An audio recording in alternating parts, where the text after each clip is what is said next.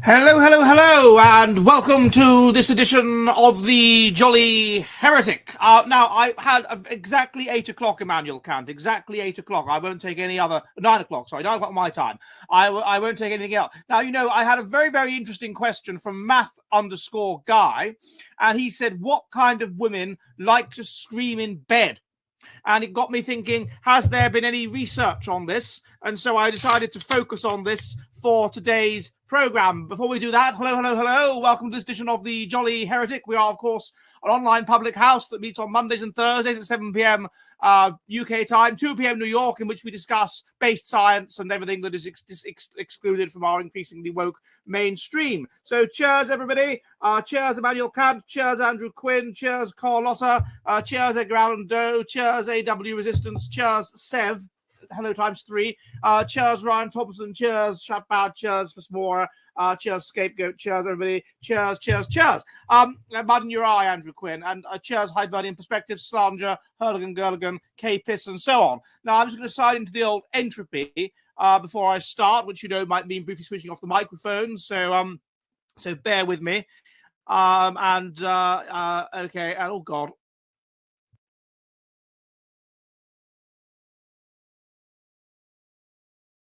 Okay, entropy seems to have gone back to its old wicked ways.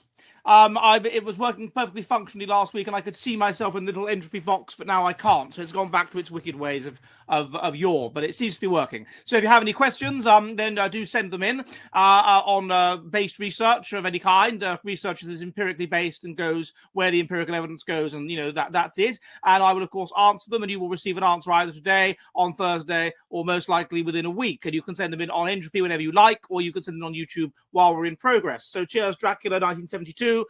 Cheers, everybody. Cheers, Simon Carlson. Cheers, everybody. Cheers. Good. So, this question from Math Guy I thought was very, very interesting about women screaming in bed. So, screaming during the acts of unpleasantness, Mr. Chubble Warner. So, I thought I would look into this, and I found a very, very interesting paper on this called Evidence to Suggest That Copulatory Vocalization, that's the term for screaming in bed, in women is not a reflective consequence of orgasm, i.e. they don't do it most of the time because they're having an orgasm. So, why do they do it? Well, the most obvious reason, according to the paper, is simply, well, let's think about the fact that any of you have had a cat, and that cat gets horny every so often, and it starts going, when it realizes that it's on heat, and then it will start going meow, meow, meow, in order to attract the attention of male cats in the vicinity, and in order to indicate to them that it would like to have some sex. Now, during the process of having sex, and I once noticed this with Margaret, it will attract other cats by screaming, meowing and mewing and whatever very, very loudly. Now, so it strikes me that one obvious evolutionary function to making that kind of noise during sex in an environment, to a prehistoric environment of polygamy, where we are living cheek by jowl with other people, is to draw attention to the fact that sex is being had, to draw attention to the fact that there is a willing, fertile young woman in the area, and thus to attract attention of a hopefully higher status male who will further copulate with the female in question, creating a sperm competition, and thus ensuring that the best possible quality sperm impregnates the woman, and therefore she has the best genetically possible quality offspring and has the highest status person, hopefully, who will be persuaded to look after her and look after her offspring. So that seems to be according to the paper, is an obvious reason for crying out in sex. It attracts attention, essentially, of other males. That would be a prehistoric reason for it. It signals that sex is going on, and in a context, remember, of polygamy, you want to attract the highest status male that you possibly can if you are a woman. Therefore, calling out during sex, it's giving important information. Now, a second reason is simply the creation but so that we would call this inciting competition. To do this incites competition. Now, it could be argued that this is interesting in itself because, of course, the male is evolved to a situation of sperm competition. And if the male is put in a situation where he has evident sperm competition, he will actually produce more semen. So, for example, it's been found that males that engage in rape or whatever, they produce more semen during rape, meaning that women are more likely to get pregnant when raped than during normal sex. And they produce more semen because in prehistory, rape would tended to have occurred in a context of gang rape, in which there was elevated sperm competition, and therefore more semen needed to be produced in order to compensate for this. Similarly, now it has been found that when men masturbate over, this is in a book called The Natural History of Rape, when men, what study is this from? I've already said the study the person's asking, now you have to scroll back. Remember that I will take this down when it's finished, and I will put it on BitChute and Odyssey. So when men masturbate over pornography, where the pornography is violent in nature and in particular is to do with rape, then they produce more semen than when they masturbate over what is called, this is sick, Mr. Dutton, says Vanta. It's not sick. There's no such thing as sick or not sick. It is empirically based science. As I said, I referenced you to the book, The Natural History of Rape. And so they produce more semen when seeing rape porn or violent porn, sadomasochistic porn, that kind of thing. So you can see that by inciting other men to come, which is what screaming out is going to do. It's inciting competition. Presumably that's going to make the male kind of almost more horny. It's going to put him in sperm competition mode. It's going to put him in fast life history strategy mode, and it's going to ensure that he produces more semen, and therefore that the female is more likely to get pregnant by him by doing this inciting activity, by sort of inciting other men. So it's unconsciously influencing the man. It would follow perhaps as well that it would speed up orgasm. It would literally make him more aroused. And that was one reason that we'll look at in a minute as to what's been for sexual vocalization, to speed up orgasm. It would also do that. But why would it speed up orgasm? It would speed up orgasm because he's pleasuring her, and so it makes him feel powerful and important and the alpha male. And this therefore makes him more likely to come. But also, it's putting him in this violent, rapey kind of context, which would also, in prehistory at least, make him more likely to come. We really are like wild beasts, Drew Peacock. Yeah, of course we are. And this is this fundamental problem that we have, that we're all taught at school to accept. Oh yeah, Darwinian evolutionary theory by natural selection. But we're not taught to accept the full consequences of it. And the full consequences of it are things like this, are a less palatable side of ourselves. Okay, so that's another reason. Another reason is that you synchronize. So if the woman is making noises, it creates almost a drum beat, which will synchronize the process of the intercourse, such that it sort of gets into the mode, as it were. The male will be more likely to become sort of hypnotized, and thus more likely to ejaculate an orgasm, and the female likewise. So it creates a kind of syncretization process by making these kinds of noises, particularly if they're made in a synchronized way. Another reason is simply to help to create pair bonds. If you're doing something together, even something as basic as making noises, then it helps to create bonding. So an obvious example of this is singing. Why is it a socially good thing to go to church and sing? Why does it elevate mood to sing with somebody else, to sing a song together? You're doing something together. You're doing something that is kind of carnal. You're doing the same thing, and so this helps to elevate pair bonds. So that would be another reason for the making of noises. And a final reason, I mean, the term that was used in the literature is simply inertia. So that is to say, oh my God, I've already got it. I've told them to not go on the internet tonight. I said to them, don't stream. I need all the internet tonight because of the nonsense that they're doing. And it's just come up that I have bad internet. So if you excuse me for a second, I'm just going to ask them to stop streaming upstairs.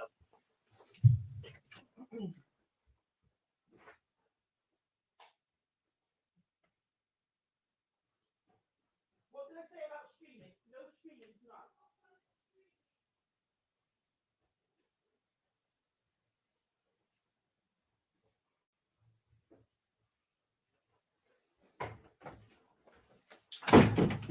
Sorry about that, chaps. I've got the little thing on my screen indicating that I have a weak level of internet, but hopefully we'll be all right.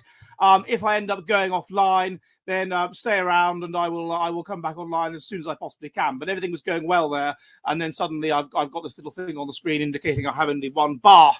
God, I hate Telia. I hate them so very, very much. Okay, so the other thing was inertia. And inertia is simply basically getting into the mode, essentially getting hypnotized, with the result that you end up orgasming, and the use of noise. Noisy is fine. Talking too much isn't. This is Academic Agent. Hello, Academic Agent. How are you? How do you do? So anyway, so this would elevate the reason why they have to engage in this activity. Now, what they did in the paper then was they actually did some proper empirical research, in which they took a sample of 71 women who were sexually active, aged between 18 and 48. And they simply interviewed them, and they said to them, well, why do you make noises while you are having sex with your partner? 66% said it was to speed up the partner's climax. And we've already seen the various ways in which making these kinds of noises would have the effect of speeding up the partner's climax. So that's an obvious thing, and it's something that obviously they're sort of unconsciously or whatever, or consciously aware of. So speeding up the partner's climax at 66%. 87% said that it was because they were given options in order to boost self-esteem. So I think in order to boost the self-esteem, presumably, of their partner, to make their partner feel good, to make their partner feel like, he's the man, to make their partner feel like he's important, and to make their partner feel, that he's a buck, he's an alpha male, and he's able to pleasure them, even though he is evidently not doing so. Because one of the other things which they found in this paper is that the females almost exclusively or overwhelmingly orgasm during foreplay. That it is extremely rare for them to orgasm during sex. Although if they do orgasm during sex, then this will tend to be simultaneous with the male, i.e. they will orgasm as a result of the feeling of the semen ejaculating under at high pressure inside them, but that in general that it is via foreplay that they orgasm, according to this research. They also did proffered other reasons why they make noises while they are having sex. One of them, amusingly, was that they're bored. Another one was that they are tired. And so someone mentioned in the chat before the show, oh, we don't need research on this. You just look at tennis players and the noises they make. So they're tired, and it helps them to cope with the with the exercise which they are doing. They're in pain even as a consequence of the rigorous physical exercise in which they are engaging in. And so therefore this is another reason why they do this. A further thing that has been suggested is that it's something relatively new, that we see it in pornography, with pornography being an exaggerated reality of what sex is like or whatever, and therefore men kind of have come to expect that women will make noises during sex, because they make noises during sex in pornography in order to make the pornography aurally as well as visually interesting. And so consequently, women who wouldn't otherwise make noises because it's kind of expected of them, because of the pornography that they watch. I guess we've all of us had neighbours that do things like that over the years. When I was living in a part of Oulu called Etulurtu, we had these neighbours, and every Saturday night you'd hear it. I thought, my goodness me, nobody can be that good, surely. She was clearly faking it anyway, but without fail, there she to be on a Saturday night. Now, of course, the interesting thing is that it's not just humans that make noises during sex, and so this would be consistent with the idea that there is some evolutionary underpinning to this. Research indicates that macaques, for example, female macaques make noises during sex, as do female baboons, and the noises that they make will vary according to the status of the male with whom they are copulating. So this would be consistent with them using the noises as a method to draw attention to the fact that they're having sex with, let's say a lower status male, and a higher status male can hear this and become interested. So the noises will subtly vary according to the status of the male, and according as well to their own fertility. So that's interesting, because then it implies that the noises can be understood as an honesty signal for the men. So the noises are a way of signaling something about their health to the men. That's interesting, isn't it? And so a means of reading their genetic quality via their noise, a bit like birds singing. So that's I think that's a jolly interesting possibility. Similarly with macaques, it was found that they will vary in the kind of noise that they make based on the size and social status of the male. Now, in this research, it was found that 25% of the women that were interviewed said that they faked orgasm, i.e. they faked, they made fake noises. They made noises they weren't making noises. They weren't sort of expostulating. They were consciously making these noises 90% of the time.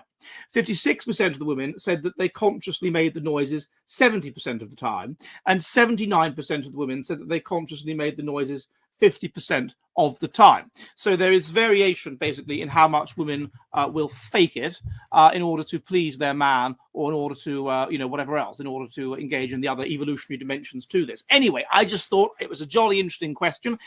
And as you know, I'm very, very grateful to for all of your questions, and I will research them, and you will have a detailed and hopefully intelligent answer within a week. But I am particularly grateful for questions where I didn't know the answer myself, and I have to look it up, and I have to go and research it, and I find out something new, because that's what a public house, a salon, whatever we want to call it, what we call it a public house, but should be about. It should be getting further. That's what a university should be about. It should be getting further towards the truth. And from my selfish perspective, if I don't know the answer and I have to go and research it, then that's for me knowing more about the world than I knew before the question was asked. So that was good. So I need a cigarette, says this person. Oh well, you go and get yourself a fag then, and then a cigarette, and I will be fine. Okay, so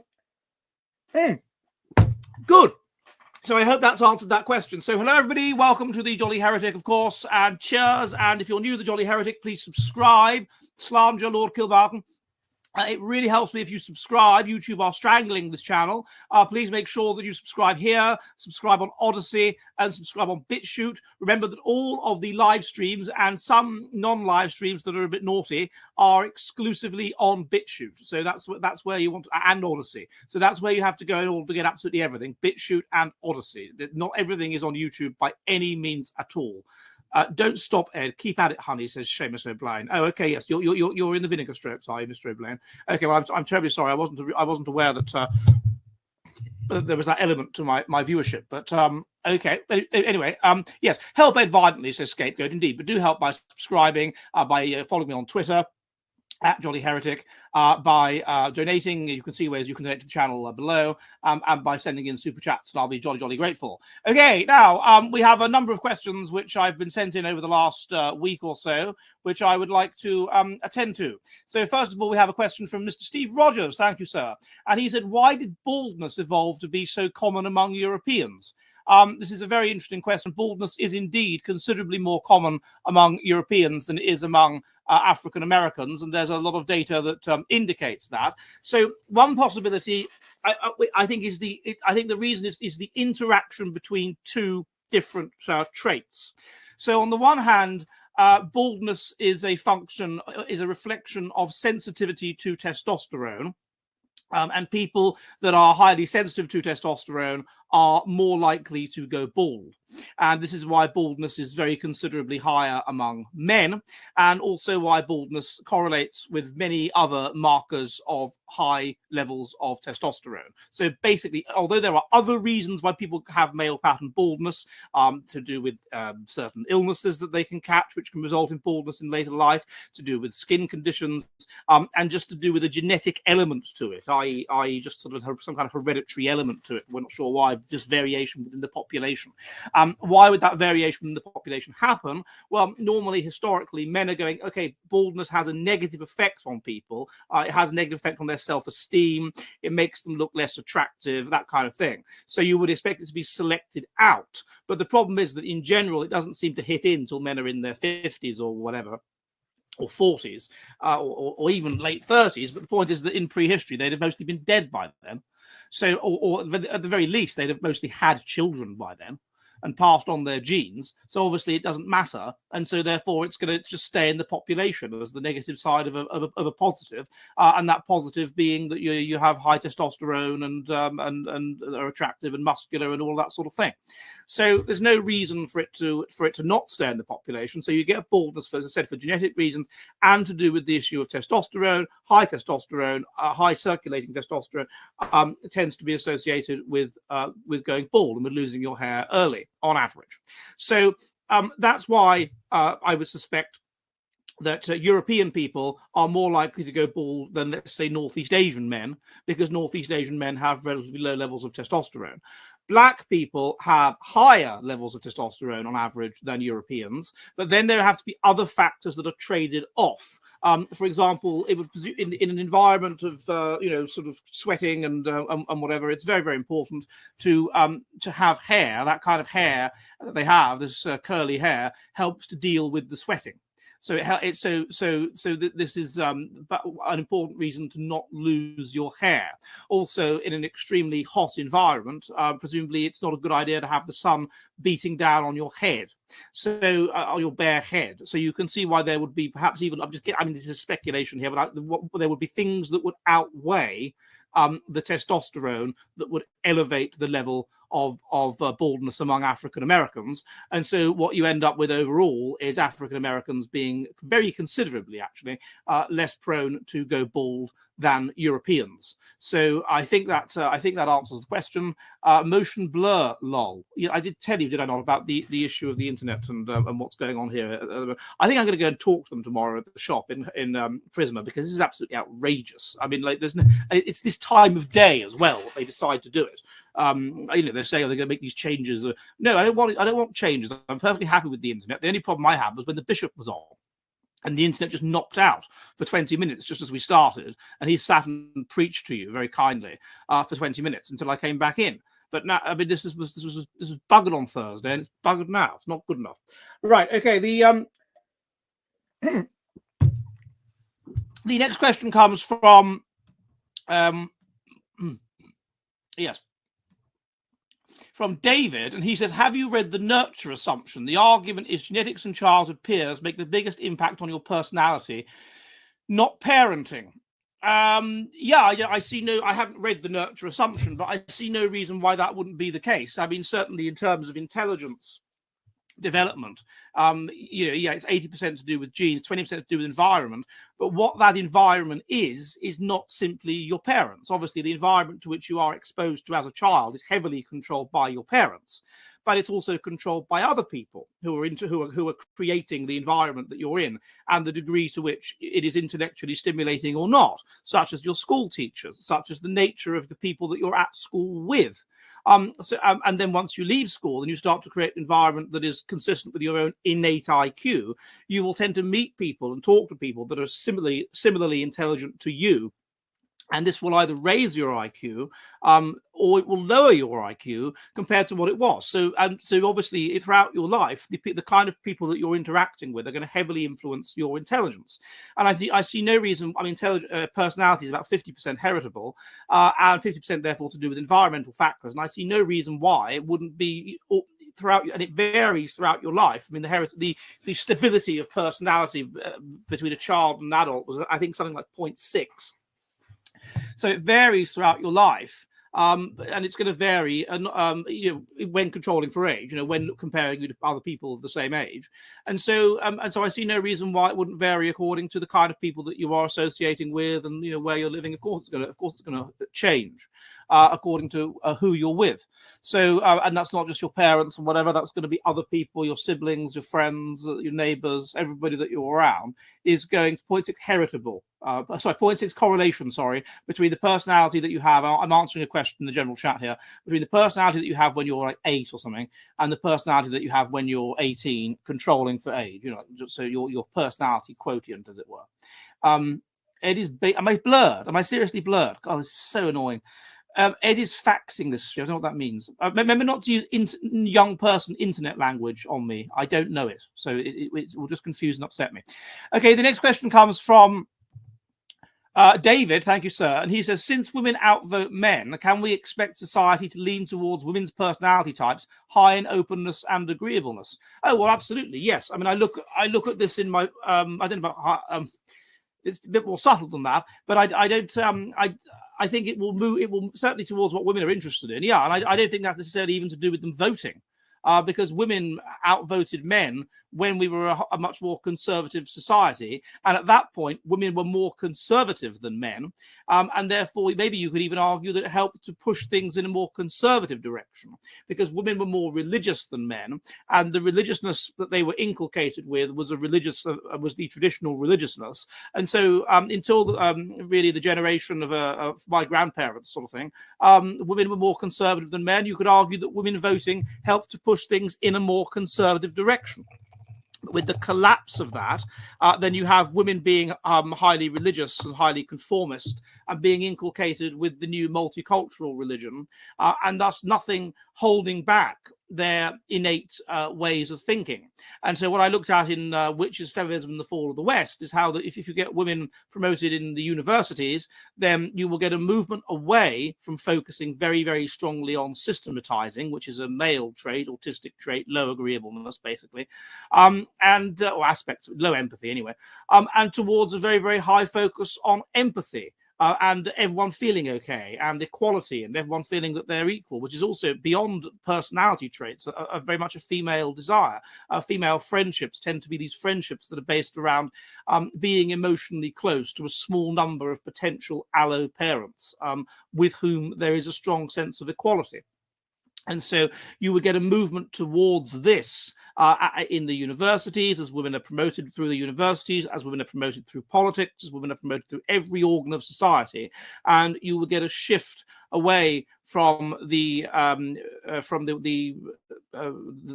more male-dominated way of doing of thinking in the society towards the more female way of doing things. So it's not necessarily. I don't know about openness exactly. I'm not so sure about that. Possibly, some people have raised issues with the utility of openness as a construct.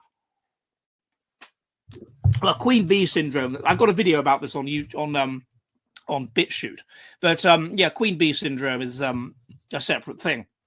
But yeah, they don't like anybody to sort of be above them, and they will tend to under-promote. Margaret Thatcher was an obvious example of this. They will tend to under-promote women, other women, and that sort of thing. So yeah, I almost went off there. So as I say, if I go off, then hang on, and I'll get back on as soon as I can. Okay, so so yeah, I think that they certainly have altered society in a more feminizing direction. Okay, the next question comes from David. Thank you, sir. And he says, Ed, did you hear about a podcast between Steve Saylor and Murray? Maybe Murray would come on the Jolly Heretic. I don't know about that, sir. I've said some fairly fruity things about Murray in the past, and he tends to be rather purple-pilled. I must say I'm rather Peterson pilled. I'm rather surprised actually that he agreed to be seen with Steve Saylor when you consider that Steve Saylor is involved with all of the based stuff that I'm involved with. So I'm a little bit surprised by that. So I mean, I could ask him, but I strongly suspect that the answer will be no. But I could ask, but no, I don't think it's very likely, to be honest. Steve Saylor from VDare, yeah, that's correct. So if he's debated with. I've written for VDare a number of times now, so if he's debated with Steve Saylor, I suppose why not with me? But I don't know, maybe he which Murray, says Ninius? Charles Murray. We're talking about Charles Murray, the chap that wrote or co-wrote The Bell Curve. Okay, the next question comes from Fernando Covet, and he says, Antoine Covet, Baron of Monteblaud, married his cousin Anne, daughter of Henry, Marquis de Madignan. The common ancestor was 5 generations removed. In this case, inbreeding isn't a big issue, is it? No. No, certainly not. If you have a common ancestor 5 generations ago, I'm under the impression that that's perfectly normal in evolutionary terms. I mean, as I said many times, the research from Iceland found that marrying your third cousin was the optimum in terms of fertility and in terms of the success of the relationship. Third cousin, or equivalent, presumably equivalent thereof. So if it's 5 generations removed, then what are we talking about? What's that, fourth cousin? So it's within the range of something being perfectly genetically healthy. You wouldn't say that was inbreeding by any stretch of the imagination. Normally, inbreeding is certainly cousin, and perhaps some would argue second cousin as well, but certainly cousin. And it seems that after second cousin, the level of the genetic problems and whatever, it falls off a cliff. It falls off a cliff. It dramatically different, because maybe you're halving it. And so the level of consanguinity, so it dramatically collapses, and you have far fewer genetic problems at that level. So it's third cousins, which seems to be the way forward, folks. I must say, I'd like to meet someone that's married to their third cousin. I really would. It would be interesting to talk to them, or indeed meet one of my own. I don't even know what any of them look like. Okay. The next question comes from Vince Dugar, and he says, "Howdy, Ed. Sending a contribution for your props and wardrobe expenditure." Thank you very much, Mr. Dugar. I look forward to spending that on. I don't know what I should get next. I don't have a tricorn hat that could come in handy. I don't have a mortarboard. I don't have a sort of Islamic, mini fez cap thing. I'd quite like to have one of those for various videos. So there's various. I'd like a nicer smoking jacket. There's all kinds of things that I've got in mind. But I will put that money to good use. You should get Jack Donovan on, says Hal Mitty. I don't know. I thought for a moment when I read that, I thought it said Jason Donovan. I saw Jason Donovan live at the College of St Hilda and St Bede summer ball in the year 2000. And I didn't, by which time it was quite late and I was quite drunk. And I didn't realize it was Jason Donovan. As far as I was concerned, there was just some old bald man, short bald man that they'd brought on to sing Jason Donovan songs. And he was the warm-up act for Jason Donovan, who has, long blonde hair. And it turned out that I said to somebody, "So when's Jason Donovan coming on?" And so I think you've missed him, mate. And I realize now that short bald man, old man, was actually Jason Donovan. Okay, the next question comes from Orthodox Reactionary. Thank you, sir. And he says, "Are there studies on the effect of carnivore, keto, pre-industrial diets on mutational load and autism, either during someone's life or before or after conception in one's offspring?" There are a small number of studies with a very small effect sizes on the relationship between a keto diet or a carnivore diet, whatever, and autism. And it's been found that there is a very small positive effect on people that have sort of relatively mild autism, but there is no positive effect on people that have pronounced autism. And it's been suggested that this could be something to do with some sort of relationship between the brain and the gut, such that if the gut isn't working suboptimally in some way, then this results in blood flow to the brain or whatever being interfered with, I don't know, in some complicated way I don't understand, and in which this then elevates autistic symptoms. But I suppose with people that are very highly autistic, this is going to be to do with genes or to do with brain damage or something like that, and so therefore it's not going to have much of an effect on them. But with people that have less pronounced symptoms, that could be a result possibly of things like diet and other environmental factors. And so there was some evidence that it was specifically the keto diet. I can't find anything about mutational load, but the keto diet, there was some evidence from some papers that, it improves either autism symptoms or it improves some specific autism symptoms. Winston Hoax is saying autism closely linked with the YouTube chat, lol. Yes, it is. Lol, by the way, means laugh out loud. I hear it a lot. I get this thing a lot, lol. It means laugh out loud for people that don't want to type out the whole phrase. And there's LMFAO as well. I've heard that one quite a lot. Mutational load, Andrew Quinn, do indeed have a drink. How's your poem going, Mr. Quinn? Have you put quill to vellum yet, apropos the poem that another drinker of the Jolly Heretic has commissioned you to do. I'm sure you've been. Yes, Brent Harrington is ROFL, which means roll on the floor laughing, which I've never done. Very well, Ed, says Andrew Quinn. Excellent. I'm glad that everything. Mr. Quinn's poem. Mr. Quinn is the poet at the Jolly Heretic, at the village that Jolly Heretic is based in. ROFLMAO. I don't know what that one means. Okay, sorry, we're getting confused about the whole acronyms to do with laughing.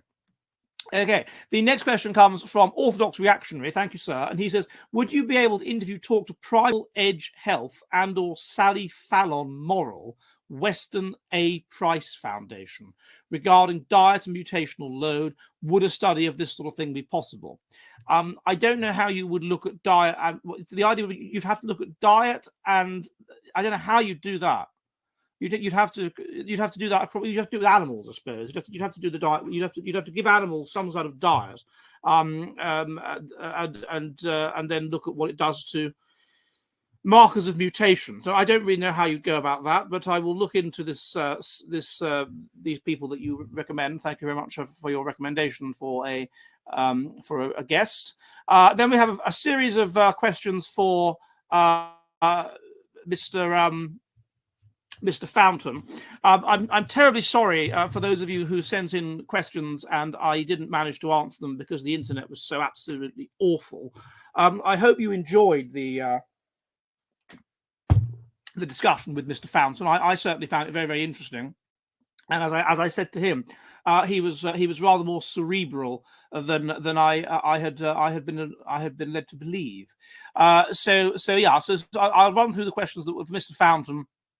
Nick, says David, could Conservative states ban immigration from that? We did that one. Derek Staroba sends in an I, which is kind of open. Thank you for that, sir. Hibernian Perspective says no more Baltic wars for Gotland. No, that was awful. No, that was a very bloody battle. That was forgotten. We don't want any more of that. Derek Staroba says, geez Louise. Nick Corkalides says none hates the working class as much as Marxists do. I entirely agree, in so much as I would argue that people who are virtue signalers, and middle-class Marxists are virtue signalers. They love power, and they dislike those that don't have power. They may identify with those people. They may identify with them. They may feel, oh, they're left out like me. They're excluded like me. And they may see them as a means to attain personal power via virtue signaling and organizing. But ultimately, they're not going to like people like that. And that is evidenced by the way in which when they get into power as communists, they set up a committee of other violently middle-class people, and they have absolutely nothing to do with the ordinary poor people. And they let them live awful lives while they are rich and wealthy and living in luxury. They like power, and they like the trappings of power. They're narcissistic. They think they deserve a better lifestyle than most people. And so, yes, of course, I would think that they despise not just the working class, but also ethnic minorities and anybody else that they claim to want to look after, because they don't have power. They're excluded. And although they can kind of identify with people that are excluded in order to get power for themselves, they like people that have, ultimately, they want to have power themselves. So you can see. George says Nick has did that one.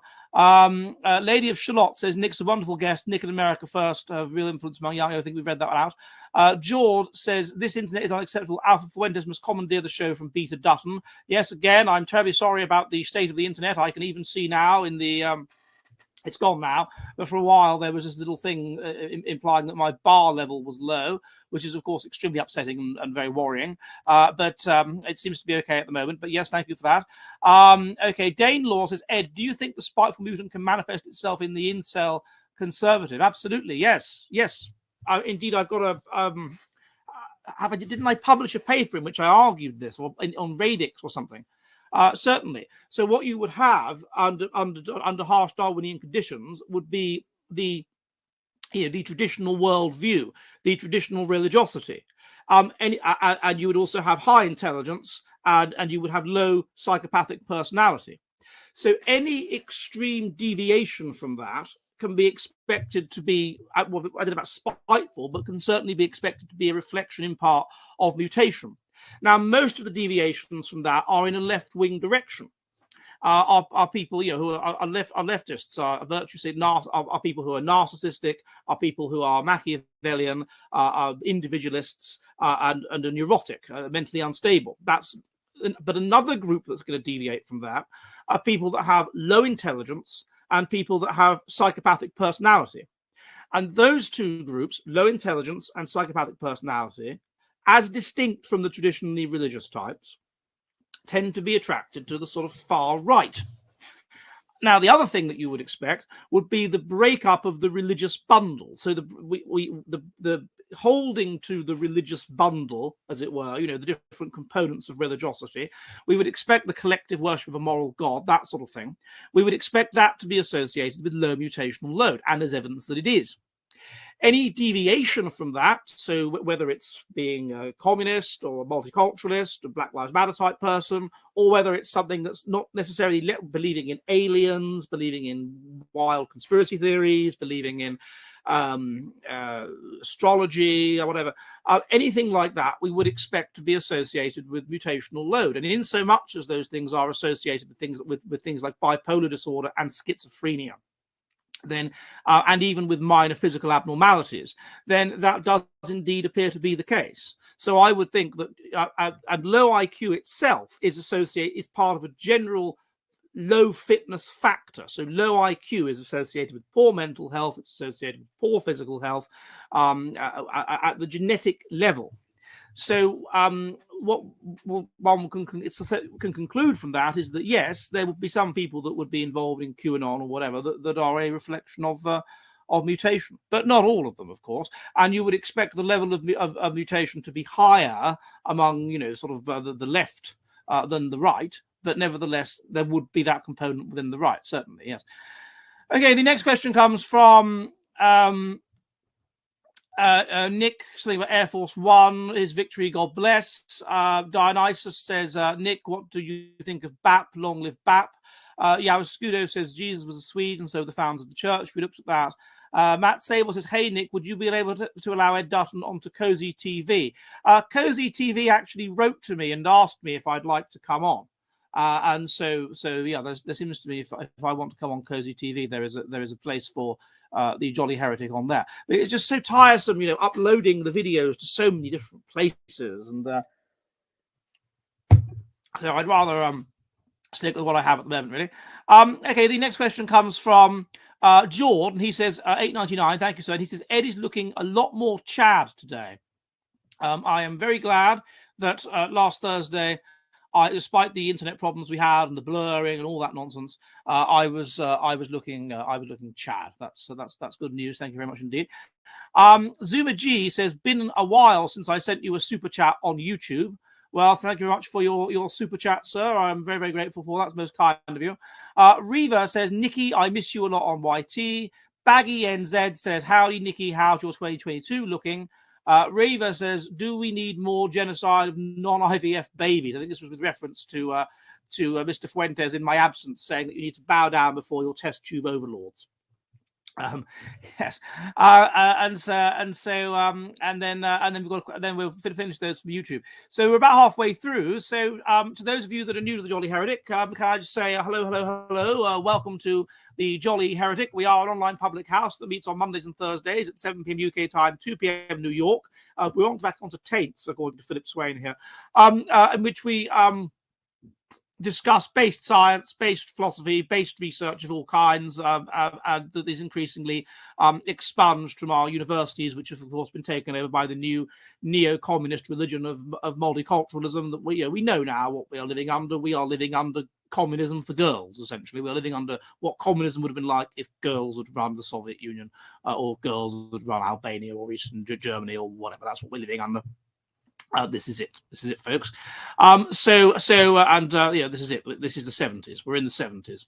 or the 80s perhaps, but we're in it. This is communism, and we know it. And the government's disempowered, and it's corporations that run things, and this is it. Corporate fascism or corporate communism, whatever you want to say. Anyway, yeah. And we meet on Mondays and Thursdays, and please subscribe. It really helps if you do that. And remember, if you want to help the show, you can see ways to do so in the box below. Remember that I take these things on BitChute and Odyssey, so please subscribe and check there. And if you have any questions, you can send them in either on Entropy anytime you like, or link below, or on YouTube during the show itself, and I will research them, and you will have a hopefully reasonably intelligent answer within a week. We are an online public house, so I do encourage you to get yourself a drink. I am currently on. I know that we have viewers in America and whatever, and it's only about 2:45 there in New York, but never mind, it's never too early. I'm currently on the London Pride.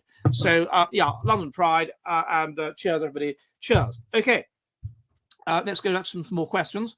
So we have a question from downloads, Entropy 1. Yeah, from Yehudi Finkelstein. Thank you, sir. And he says, with regards to your last, there's a long-time drinker at the Jolly Heretic, and he says, with regards to your last guest, how much of a problem are high-income homosexuals in Western societies who drive up the rents in urban areas like Chicago, causing problems for couples who wish to have children in such areas? That's an interesting question. Presumably in the past, such people would have ended up living alone, because it would have been so socially unacceptable for them to live with their partners. But now it is socially acceptable for them to live with their partners. They are essentially taking up less real estate. So in that sense, could it be that the pressure on people, on homosexuals having been alleviated, is actually better for people who live in these kinds of gentrifying areas, because they are taking up fewer properties each? That's, I suppose, one possibility. So I wouldn't have thought it would necessarily be a particularly substantial issue that the gay people. I mean, the gay people are going to move into certain areas, I suppose, and they're going to push property prices up there. So Brighton, perhaps, would be an example in the south of England. But similarly, they're going to move away from other areas and push property prices down there. So I would have thought they would just be like any other demographic that might want to live in a particular area for some reason. Yes, they would push property prices up where they do that. So, for example, you get the gentrification of Hackney in East London. It was a white area, then it became a very poor black area, and now parts of it are gentrifying because middle-class people with humanities degrees that work in London, want to live in London, but they can't afford to live in nice bits of London, so they go to Hackney and they gentrify Hackney. But then on the other hand, of course, they're going away from somewhere, like the countryside, and pushing property down there, prices down there. Okay, the next question comes from from Math Guy. We did that, thank you, sir. Washability says, missed my question about non-Swedes. Well, I hope I've already read that out now. Ronald B says, Nick, why you make a big deal on gay inclusion in Turning Point? Did that one. Some random bloke says, did you see all the Pat Buchanan articles are now on the Occidental Observer website, which is run by Kevin MacDonald?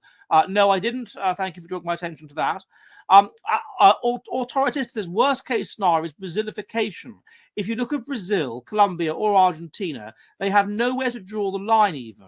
US has limited time to balkanize. You need some dark triad personalities. That's a very good point. I mean, what you have, I suppose, in Brazilification is still a white core in Brazil, and that white core is overwhelmingly running things. And then you have an area in Brazil, in the north of Brazil, that is black, and then you have the much of Brazil which is a sort of mixed population, mixed between the native Brazilians and the white population. So when you say worst case scenario, then yeah, you have a balkanized society. You have very, very low trust. You have incredible levels of violence and whatever, and so I don't know if that's worst case scenario. I think that Brazil is very much what America can be expected to kind of be moving towards, except that there isn't all this, as I understand it, there isn't all this. Maybe I should get a Brazilian on here.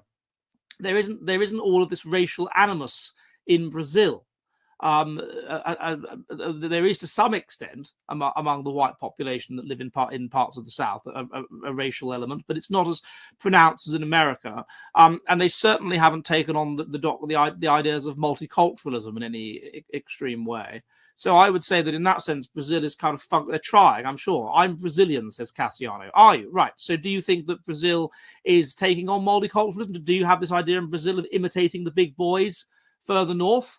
My impression with the election of Bolsonaro is that he's conservative and he's not having this nonsense. And but you do get these breakdowns in democracy and whatever that is a function of a divided society that is ethnically divided, that is that has low trust, as you'd expect, and that has it is already multiracial, yeah. And so therefore you have low levels of trust, you have high levels of crime. And you end up what there seems to be at the moment in Brazil is a kind of right-wing backlash to sort of sort things out. So I would expect, to the extent that America holds together, then it will obviously have to go the way of Brazil, and you'll get a sort of a dictator. You can't have democracy in a multiracial environment. You just can't, because it requires a certain level of intelligence and it requires a certain level of trust. And that's gone, and so yeah, I think the Brazilification is probably the way that America will go. Yeah, I would say so.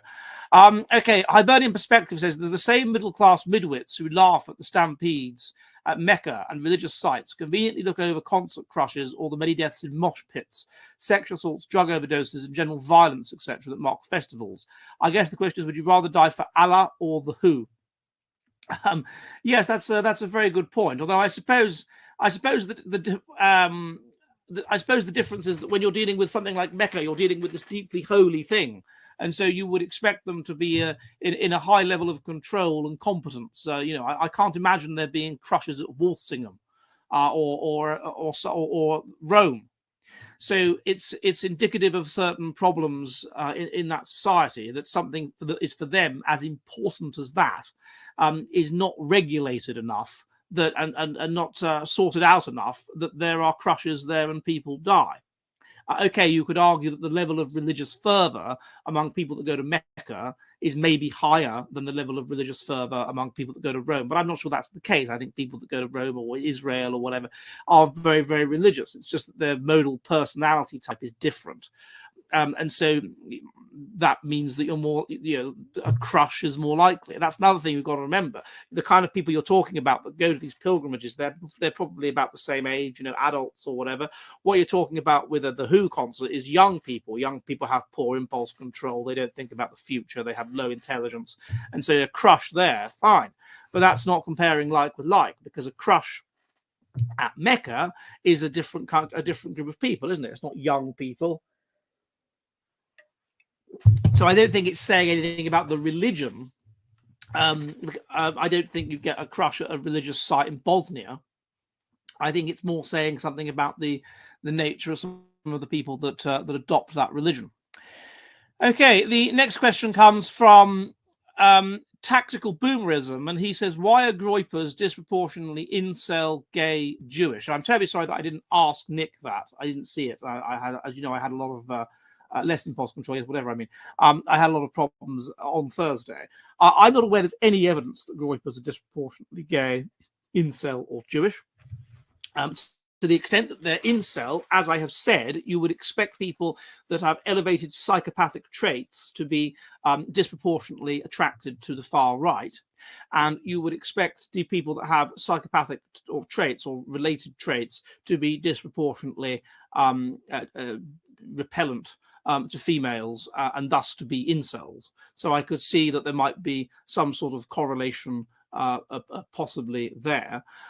As for homosexuality, I don't know about that. I've said before that they could be more group selected than heterosexual people, possibly, and therefore some of them, if they have homosexuality plus certain traits, could end up being more right-wing. But I'm not so sure. I'm not so sure that that's the case. That's the case. But certainly with what you said about the incel, I can see how incels would be attracted. The kind of people that I would predict to be incels would be the kind of people that I would also predict to be attracted to, the alt-right or the far right or whatever, militated by psychopathic personality, or militated by sort of autism, and the autism resulting in a desire for a very strong sense of identity, and the very strong sense of identity being far right because of the hatred of change and the and the lack of empathy and the harsh values. I don't know, that kind of thing. But I'm not sure that you're right that those are what Groypers are like. Okay, the next question comes from 10-year-old, and he says, "Why are you so based, Mr. Moustache?" And I think that's a question for Nick, and I think that we already answered that one. So thank you, sir, for that. The next question comes from Callum Innes. He says, "Nick, I want to say I respect your work a lot. I don't know if I read these out, so I'm just reading them out. As a Zoomer, also been impressed by your ability to use rhetoric. How can we expand the Overton window further to where it intends to go? Red pill masses." I think we looked at that. Comedy seems to be the answer, Mr. Innes. Comedy. They don't like comedy. They don't like it up, Mr. Mannering. Tactical Boomerism says the only difference between AF and GOP ideology is irony. Well, I'm not sure about that. I mean, the GOP is not. Is it really even an ideology? It's just a group of people that are vaguely right wing that desire to have power, isn't it? It's a huge tent in which some people are fundamentalist Christians, in which some people are kind of alt-right, in which some people are QAnon types. It's an enormous tent that is the Republican Party. So I don't think you can then compare that to AF, which seems to have a much more specific extreme conservative ideology. So. Yes, irony or use of comedy is an element which is very much characterizes it, but there are other things as well that I think distinguish it from the GOP. And by the way, for our non-American viewers, the GOP means a good old party, I believe, and it's something that it's a term that Americans use that they expect us non-Americans to know. I know it, admittedly, because of I know various Americans, but if you don't, then you don't. Okay. The next question comes from Edward Redbeard, and he says, "Please note the purpose of memeing racism into a virtue would be to take away the left's strongest weapon." That is true. I think it's very unlikely to succeed. I think that what is succeeding more is just mockery. I mean, I put out a meme the other day, which was made by one of the backroom boys at the Jolly Heretic, and it was Mr. Rogers, I think it was, and it was a black man, a severely disabled black man in one of those electronic wheelchairs, and it said a Netflix original Stephen Hawking the movie, and it has been liked 3,000 times, and so it has been shared numerous times and quote shared and whatever, and people, that I think that's the weapon that those that aren't in power have. It's humor, it's comedy, because people increasingly understand that. Well, are they going to have a black person? Someone actually asked us, would they have? They say, oh, well, the reason why we have to have black people playing white people is because it's not that we're trying to rewrite your history, or we're trying to sort of rub your nose in the power that we have over you, or we're trying to offend against your sacred notions of truth, or anything like that. No, it's not that. It's not us flexing our muscles. It's not us trying to create dysphoria for you and make you unhappy. It's not us expressing our own sense of jealousy and outrage about things. It's nothing like that. No, it's a kind thing. It's just because, well, otherwise there aren't enough parts for them. That's not fair. That's not equality. Why can't a black person play Anne Boleyn? To which I think, well, okay, fine. Take the same logic. Why can't a black person play Hitler? Why have they never had a black person play Hitler? Why have they never had a black person play a senior member of the Ku Klux Klan? I mean, go for it. That's their reasoning. So anyway, so people, of course, this is absolutely preposterous, and so I do think that humor is the best weapon. I don't think because when you say racism into a virtue, I think that still a lot of people would say, and would have always said, if you understand racism not in the way that it's been Orwellianly redefined by left-wing groups in order to say that anybody is that basically racism is only white people. No, but in the original way that you will discriminate against somebody on the grounds of their race as an individual. You will treat someone badly as an individual because of their race. Well, you wouldn't do that. Most of us wouldn't do that. I certainly wouldn't do that. And so it's not, people won't see racism as a virtue, but they will see mocking. They will see mocking the woke idiots as a virtue, and so that's that. I think that might be the way in. Okay, the next question comes from Jonathan Dew, and he says, "Ed, love your books. What will prove to be your most influential work? Both thoughts on JF Gary Epi and his TRP book and theory." I did a video with JF Gary Epi a couple of years ago where we talked about the book that you're referring to. I think I've got a copy of it somewhere. I don't know where I put it. Here it is. Here we go. The Revolutionary Phenotype by JF Gary Epi, and it seemed to make a great deal of sense to me. And look, he's done a little thing there. And so I thought that was reasonable. I thought it was a rather interesting read. I mean, I don't know enough about the area to be able to comment really, but I thought it was an interesting read. And as for my most influential book, well, at the moment, it seems to be Making Sense of Race. That's the one that's selling really well, and that a lot of people are talking about. So at the moment, it does seem to be Making Sense of Race is seemingly my most influential book. I like to think that it will be my new book.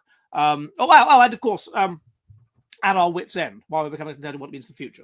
Yeah, Making Sense of Race and At Our Wits' End seems to be the books that have got the most people. Got the most people talking. Okay, the next question comes from. Did that one. Yes, so I'm sorry, chaps. I'm just going to find the old questions. Yeah, from Carlen Royubal, and he says, "Your mods keep deleting my comments when I only said yay, Nick. So I'll say it here. Nick is an absolute king. Gloiper. https://cozytv.nick." I'm not aware that my mods were deleting any of your comments, madam. So I'm terribly sorry about that. But my mods do their best, and of course we are aware. Oh, I forgot to mention. I don't know if you saw my video on basket weaving. So I'd just like to plug this again. You will see the link below. Those that have been complaining about it, there's a small number of mods, and they're based in Britain, and they have been overwhelmed by the number of people that have wanted to join the basket weaving fraternity. So that's why, unfortunately, they are taking their time. Oh, thank you, Truth Report. Adult Wits is a masterpiece. You're too kind. Anyway, that's why they are taking their time to get you on the Discord and to welcome you and whatever and get you in. So I'm sorry if it's taking a long time, but yes, do join the basket weaving thing. Remember, it's exclusively for the discussion of basket weaving and nothing else. And then, of course, from there, there are real-life basket weaving meetups in various parts of Britain, various parts of America, various parts of Canada, and perhaps this can be extended to various other parts of the world. So I think that would be an excellent idea. Okay, the next question comes from thoughts on Adam Green's Theory of Christianity. He was a Swedish guy, did that one. Washability, did that one. Can the Fountain fight and Ben Shapiro in a celebrity MMA fight, says some random bloke. I should think so. Washability, can Nick speak to how he believes non-Swedes are to blame for facilitating perceived Swedish agendas? For example, evangelical support for Sweden or near-right containment promulgations, such as those Turning Point, Ben Shapiro, and such. It's hard to. I think if you want me to answer that question about the Swedes, as I argued before, I think that a big part of it is sort of Protestantism and the direction in which that signals, and also then a dislike of Islam. And so those two things together lead you to that situation.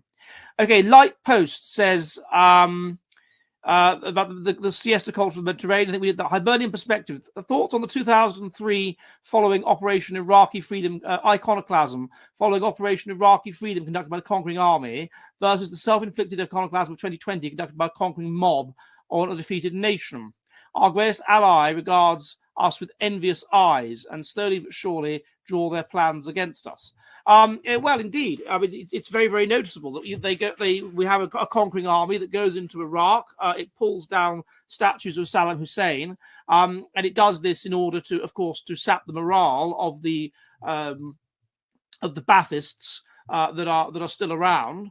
And that's why you do it. And the only reason to pull down these kinds of old statues that have been there for a very, very long time, nobody really knows or cares what these people did. I bet if you wanted to, you could go through every statue in central London of men on horses and find something problematic about them. Of course, there was something problematic by woke standards about them. They lived 100 years ago or more. Everybody was racist by modern standards. Everybody was a eugenicist by modern standards. Everybody was something homophobic, certainly, by modern standards. And so if you want to, you can find a justification for pulling down those statues. Why do you do so? You do so because you are a bitter, unpleasant, unhappy individualist, and you want to feel that you have a certain degree of power and influence over things, and so therefore you campaign to have a statue pulled down, and you can feel that you've done something in your life, and also because you are hateful towards the group of which you are a part. Because you're an individualist, and so being hateful towards them, you want to hurt them, and you know that doing that will hurt them and upset them. It's the group in which you feel excluded, the group you don't feel you have enough power in, the group you don't feel you have your rightful place in, the group in which you feel different because you're subclinically neurotic.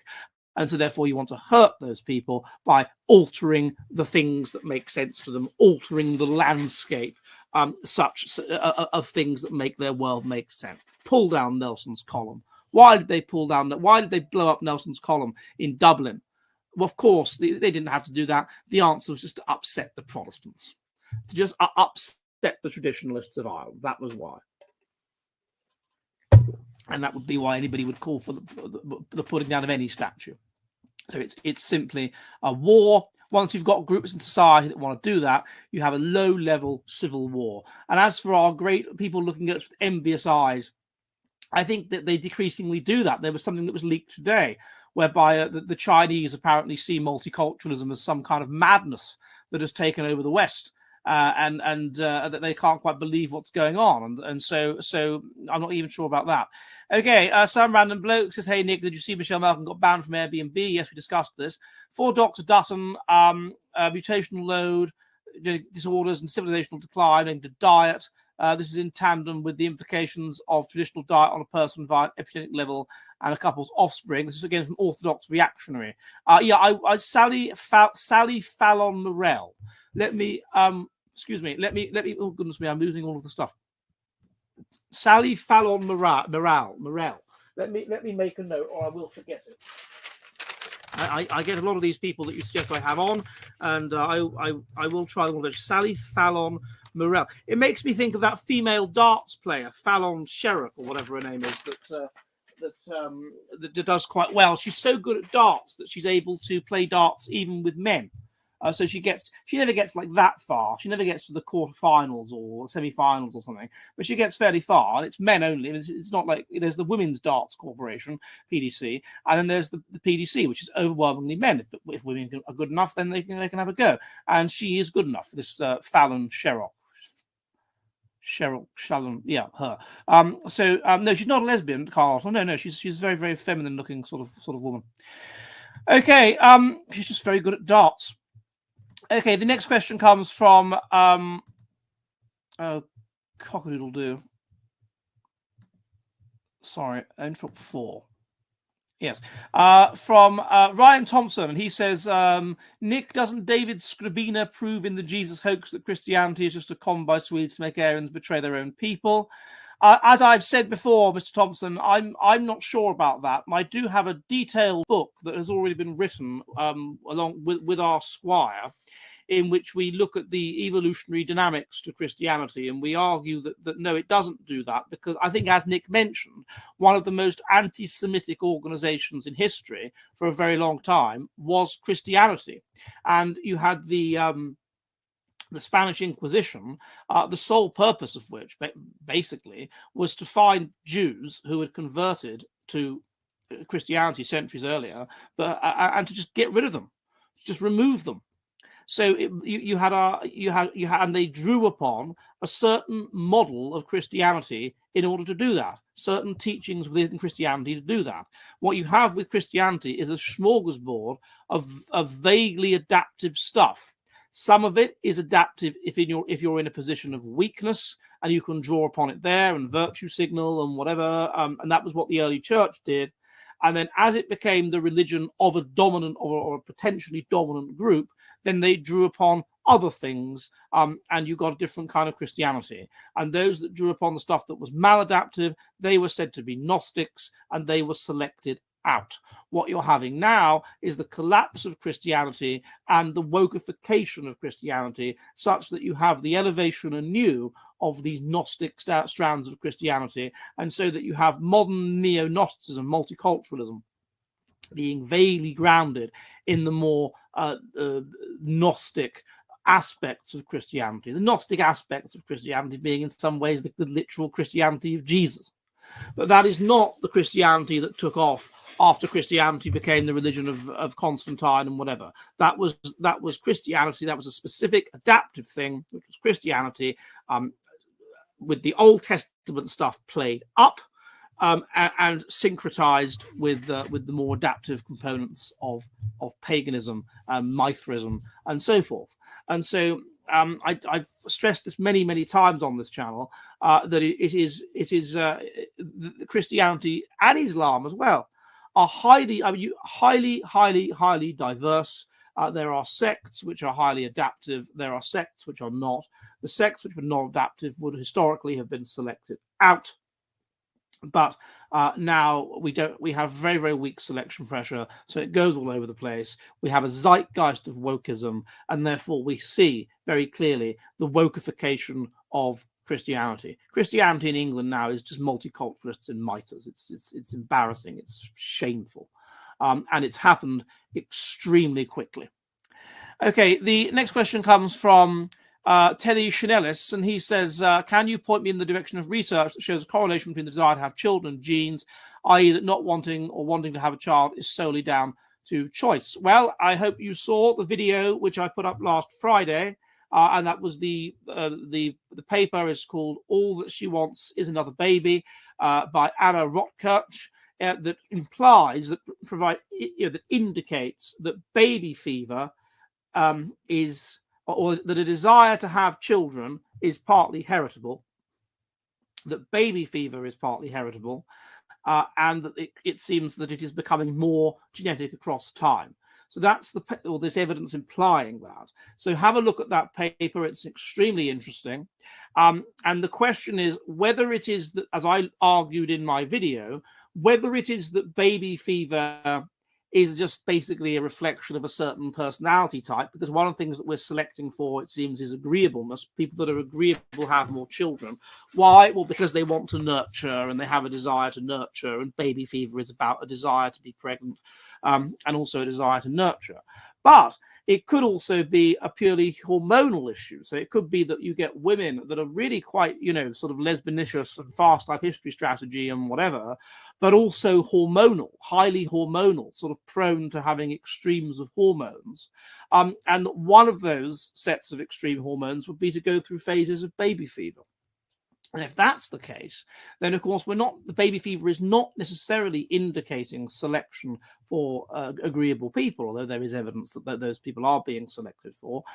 It is evidencing a selection for hormonal people, for women whose hormones are extreme and up and down and whatever. It's indicating selection for them. So that could have interesting consequences for the future. Who can tell? Okay, the next question comes from Palermos, and he says, please clarify your reports on the Wakiusha massacre. We did that one. Light post, Nick, I was watching almost every show on AF in 2019. Everyone was mocking Trump, and we did that one. Gen Z philosophy. Do Trump's recent statements on the jab make him lose AF's endorsement? Did that one. Joseph Burton, guessed your personal product often generates friction with other internet personalities. Is this a deliberate strategy or just fun? That's the interesting thing I think about someone like that. You can't really tell whether they're just being fun and just having a laugh or not. There's a levity to them, and I like the levity, because there is a lack of levity to our leftist masters. They have no sense of humor, but there is a levity to those people, to us. And so I think this is an important point, that we need to be a lot less serious. It is the joking they don't like. As I said when I was interviewing Nick, if I do some video in which I comprehensively refute something woke, they don't seem to necessarily have a problem with this. But if I make fun of them, in doing it, if I send them up, then they consider that to be hateful. They consider that's what hate, that's literally inspiring hate and inciting hate. That is to make fun of them, to imply that they're not somehow serious. Because to imply that they're not serious is what? To imply they can be mocked. And to imply they can be mocked is what? Is that to imply that they're not human in some way? Who can tell? So they go absolutely mad when it comes to humor. They do not like humor. And the only humor that they produce is this humor. I'll give you an example. There was a chap I was at university with called Nick Muhammad. And he was a perfectly reasonable chap at university, a perfectly nice fellow, although he would have continuously auditioned to be in the Durham Review, which I wrote comedy sketches for, and would be rejected. And I found him perfectly reasonable. He's since done quite well for himself. He's been on 8 out of 10 Cats Does Countdown, doing this quite funny character actually called Mr. Swallow. But he was one of these people that was, there was a video of him with Bob Geldof during the Brexit campaign, and they had this this pro-Brexit boat coming along, and then you had Geldof coming along, and then we're all like flicking the V's and mocking and laughing at these ordinary people and their Brexit campaign. And that did not come across well. That came across as privileged, rich, educated people. I mean, this chap, Nick Muhammad, he went to Durham and Cambridge, mocking the less educated, mocking the lower classes. That's how it came across and was portrayed in the media. And I'm not saying that Nick Muhammad does this. I've always found his stuff generally quite funny. But the people that are associated with that, the 8 out of 10 Cats, the panel show type people, they do have this tendency. They're all university graduates and they're well off and they live in London and whatever. And they have this tendency to basically, a lot of their humor is based around mocking basically the working class, mocking the opinions of those who are lower down, less educated, less intelligent than them. It's a really nasty, it's not what humor is supposed to be like in Shakespeare the Fool, that you speak truth to power. There's something daring about it. Whereas if you go back to the humor of Python, Life of Brian, that was mocking sending up whatever Christianity during a time when Christianity was powerful and dominant. It was mocking other things as well, like far left politics and whatever, but it was mocking Christianity at a time when Christianity, it had lost power compared to what it used to be. I mean, they weren't going to get chucked in jail, but it was, and there were people that mocked Christianity when they were going to get chucked in jail, but they was mocking it at a time when it could have serious ramifications, and it did. So imagine we'd have to have enough freedom as a society to be openly mocking woke stuff and whatever. And you also, it's that's not the comedy these people seem to go for on the left. Okay, the next question comes from Spring Skull. He says, hello, Ed. I don't know if you answered this earlier, but I've always heard that creative people are messy. Do you know if this is true? I think I already answered that, but the answer is yes. I think I said that Charles Darwin, his son, Sir Francis Darwin, reported that his father's study looked like a bomb had hit it, and it was generally incredibly messy and appallingly messy.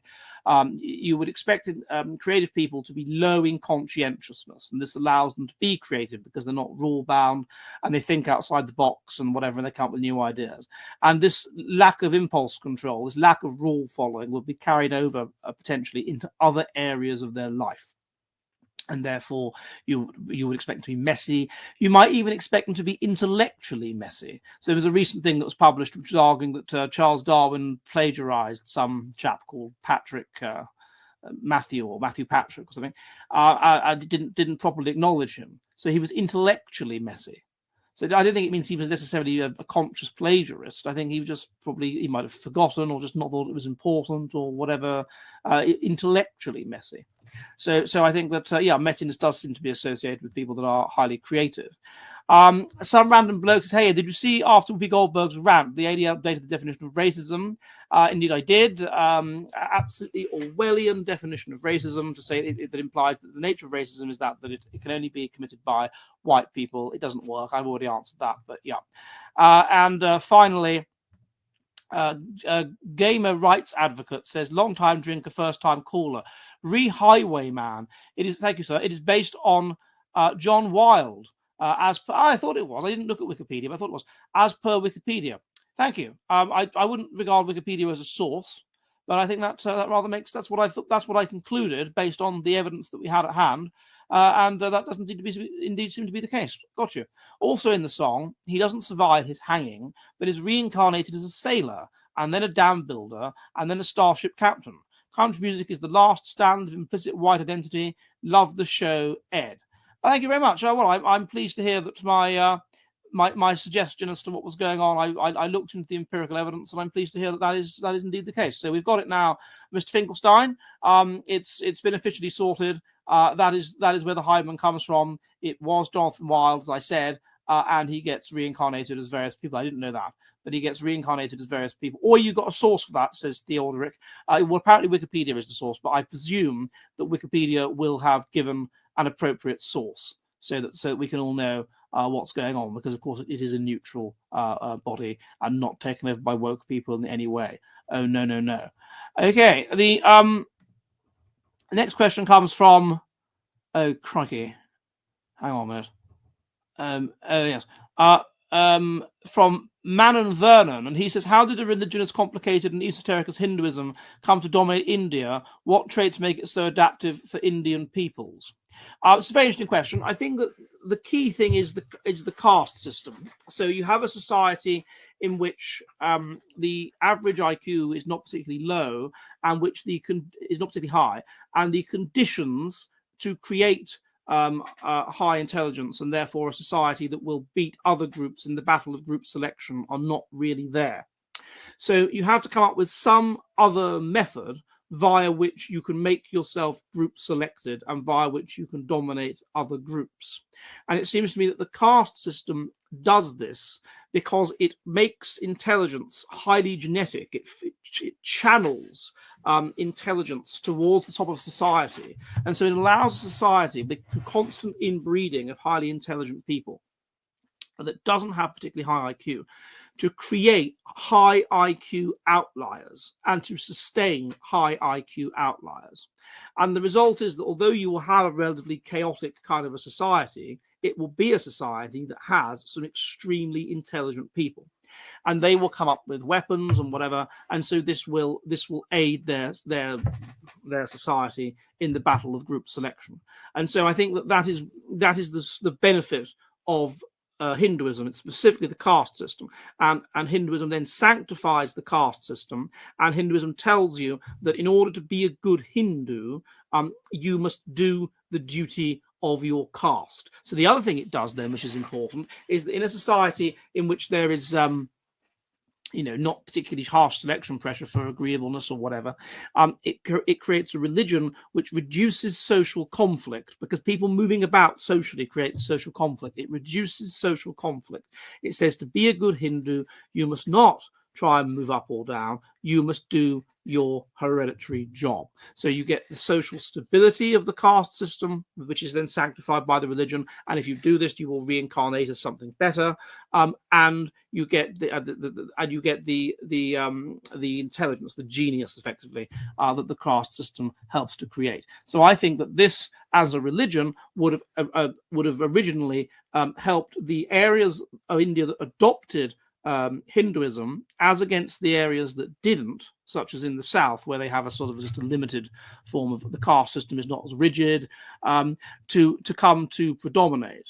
There are other issues as to why intelligence is now higher in the south. One of them is that there is much more Muslims in the north, and they tend to inbreed.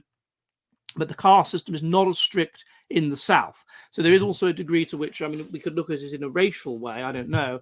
There is evidence that the higher caste people tend to be more genetically European than the lower caste people.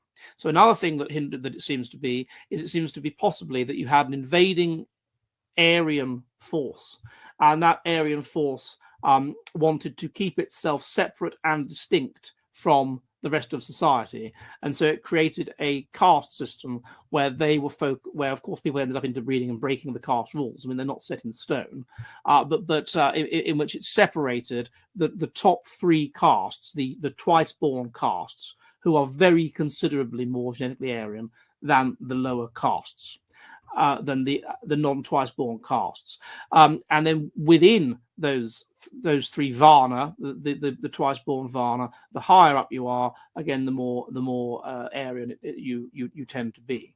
So it preserved that. There are rules, though, of course, that women can marry up. Women can marry up. So you end up with this infiltration upwards of lower caste women into the higher castes, because in certain circumstances, women are allowed to marry up.